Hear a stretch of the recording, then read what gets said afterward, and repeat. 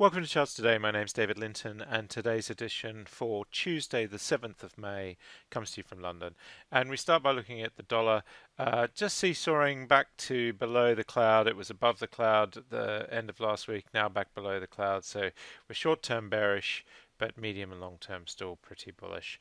Looking against the euro, we see the Eurodollar actually rising against the dollar on that weaker dollar, but just not quite getting through the cloud yet. And against the yen, which is the chart I like to look for at the most for the short term of the dollar, we are bearish. So just seeing the dollar coming off a little bit. Sterling is actually looking relatively strong against the dollar, back above the 131 level, so holding out short-term bullish. And against the euro, also looking quite strong as well. And against the Swiss franc, also in bullish mode. Bitcoin is sitting at $5,850, so we really are seeing it edging higher all the time. So shouldn't be too surprised to see Bitcoin coming back into the news. We're seeing quite big upside targets there. Looking at the S&P future, S&P 500, we were down by 0.5% yesterday. Trump's tweets on trade wars haven't helped the market, and we're seeing more of 0.5% there, and the Nasdaq falling away short term as well, just putting us into uncertain territory in the short term. And we see here in the Dow, much the same picture. We're a little bit lower. The Russell 2000 was relatively flat. So it was more the blue chips that sold off. Looking at the futures today, we see the S&P future down 0.25%. The Nasdaq future down 0.3%. This does suggest that US markets will open lower. The UK market is also down by 0.3% this morning, and midcaps down by slightly less, but still in short-term bearish territory. So we are just seeing a sell-off there. Germany is up by 0.15%. Not quite bearish on the short-term chart. And if we look at the CAC 40 in France, that is looking more bearish. So we are seeing that there. The Japanese market is down 1% overnight, so they were hit quite badly. Stronger yen probably having an impact there, as well as trade wars. And the Hang Seng was up 0.5%, although it did fall heavily on Monday again on the trade talks, tweets from Trump. We see here the Chinese market was off very heavily again on Monday, and we have sort of seen the reversal here from cloud resistance on the lagging line. So we are just seeing Chinese markets looking at that uncertainty. We've still got old downside targets hanging over us. We did remove some of the downside targets, and we had a new upside target which was activated, but it's just too early to say whether this is the beginning of a turnaround in China. But it is still, we can't ignore the fact that we did activate a new upside target. We need to obviously move higher than this level, which is around 3,290, to be confident that China was out of the woods. The Sensex in India also just looking a little bit medium-term bearish, short-term bearish, but medium and long-term the charts are amazing with good upside targets. The S&P 500 index, the Australian index, also just a little bit lower on trade fears. Brent crude sitting at $71, just in the doldrums. Again, sentiment just weighing a little bit there, and WTI sitting at $62. US nat gas $2.50. In bearish territory on all three charts. Gold is sitting at 1283, and that is just keeping us short-term bullish, but we do have some downward pressure here. Quite a mixed picture for gold, still quite hard to read. Basically, we need to move above this sort of 1330 level, or 1250 would be quite bearish for gold, so just need to keep an eye on that. But short term we are still in bullish territory. Silver actually did quite well on Friday, and we are in short term bullish territory there.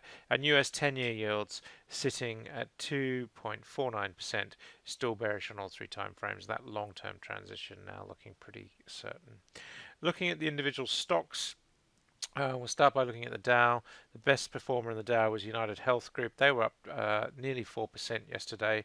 Not enough to change the medium-term picture, and the underperformance of the Dow has been significant this year, but the long-term trend is still intact. Looking at the downside, Boeing falling nearly 5%.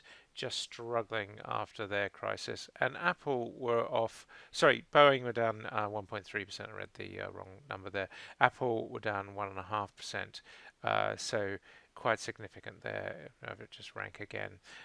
DuPont, though, were down 3.6%. And that chart looking quite worrying. If we break much lower, there. Nike down 2.5%. We are seeing quite a lot of these international stocks being quite hit. Apple down 1.5%. Not enough to change the chart picture, though. Still looking pretty strong. Taking a look at the Nasdaq 100, the best performer was Insight Group, Regeneration Pharmaceuticals also, but not a great looking chart. We look on the upside. We've got Trip.com, they were down 5%, JD down nearly 5%. So we are still seeing some pretty big falls in the market. In the Aussie market, we had Fortescue Minerals, they were up 6%. That chart really skyrocketing, looking pretty good. And on the downside, we had Grain Corp Limited down 7%. That's really rocked the chart there. So we are just seeing here in the relative not looking at all good there either. Taking a look at Mind Pharma, we see here as well that we're looking pretty bearish.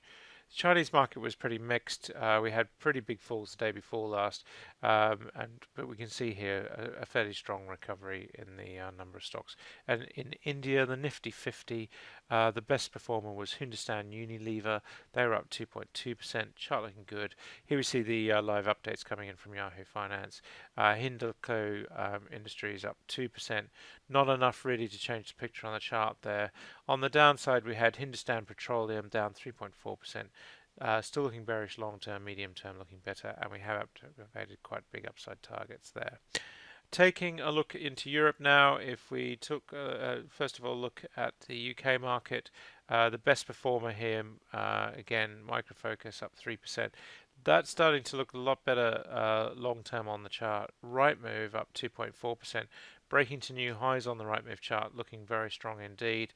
On the downside, we've got Melrose Industries down 3.3%, Intertech Group down 2.3% as well. The chart looking all right though. Looking at the FTSE 250, we've got Serco Group as the best performer this morning, up nearly 4%. JD Sports up 3%. They're rocketing, breaking to new highs as well. Quite a big breakout there after quite a long time. And then if we look at the downside, we've got Domino's Pizzas down a massive 6%. That chart not looking great at the moment. Looking into Europe now, we've got quite an interesting picture here, split both ways. Eurodollar up 1.2%, that chart looking amazing. L'Oreal Group up 1%, again the chart looking very strong indeed. If we look at the downside, we've got BASF in Germany down 6%, really been hit. A lot of German car makers been hit here.